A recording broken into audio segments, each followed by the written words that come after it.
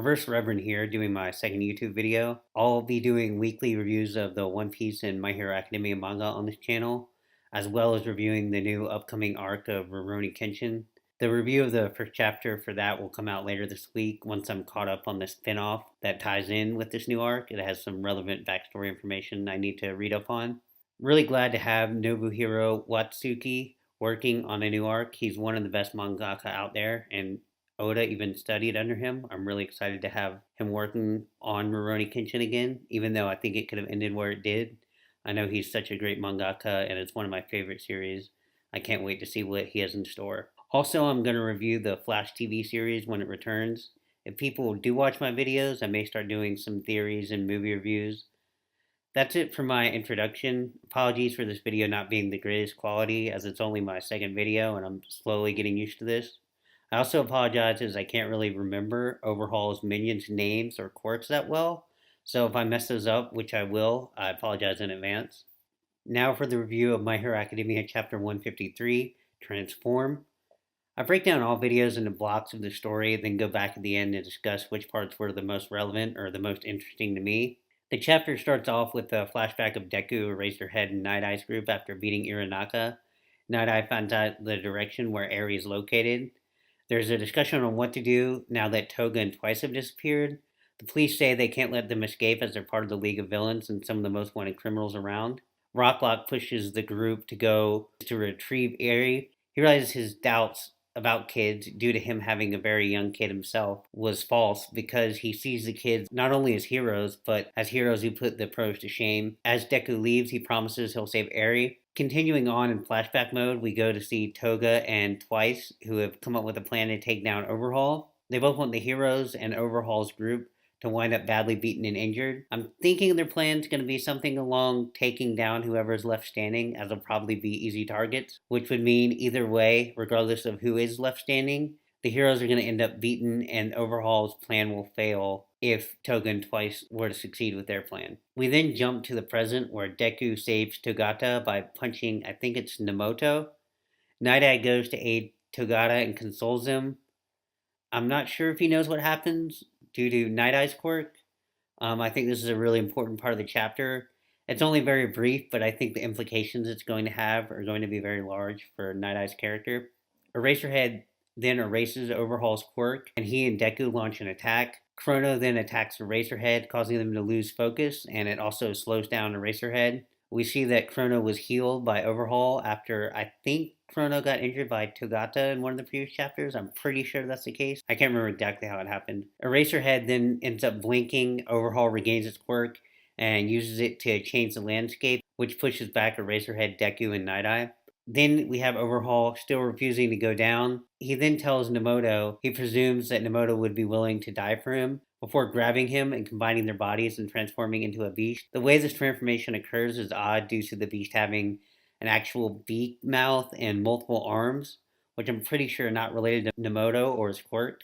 So we'll discuss that in a second with the discussion portion of this review. So the main points I'd like to discuss for this chapter are Rocklock's push and the group's realization.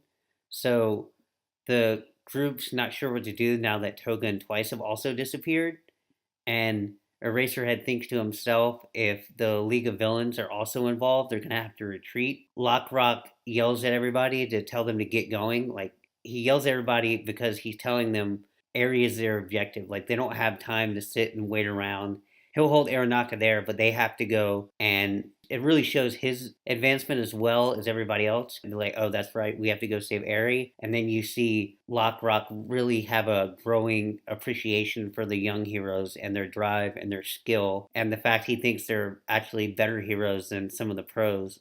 Next big point is Deku saving Togata, which kind of relates to Night Eye and Togata reuniting. It's a really good panel for Deku. Horikoshi always draws these really great action panels, so that's part of the reason I wanted to mention it. But it just shows Deku's capabilities and competency. And so when Night Eye and Togata reunite, again, I mentioned it earlier, but I don't know if Night Eye knows what happened to Togata's quirk. I'm hoping Togata's quirk is permanently gone. Not that I don't like Togata or his quirk, I like them both. I think his sacrifice needs to have meaning, and if he just got his quirk back and everything was fine, then that would kind of make his sacrifice pointless.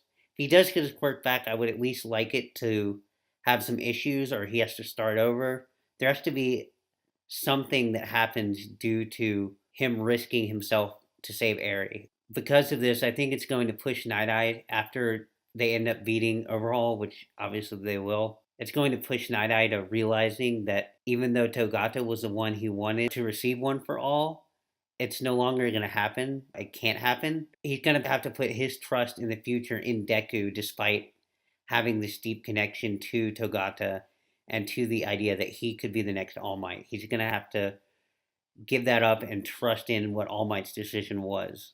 None of that's really going on in this chapter, but I think it's the beginning of that because he's congratulating him for saving Eri. But I think it's going to become the realization Deku is going to have to be the future. It's no longer a choice for Togata. Then lastly, we have Overhaul's transformation into the Beast, which I think looks really cool. Again, Horikoshi is a master at drawing really amazing panels. All his artwork looks really good anyways, but this is just another really amazing panel. I don't have an issue with the transformation itself, though I would like some explanation on it because I don't think Nemoto's quirk would give Overhaul extra arms and a beak mouth. I don't know if that's because he fused with Nemoto's quirk and some of the surrounding environment.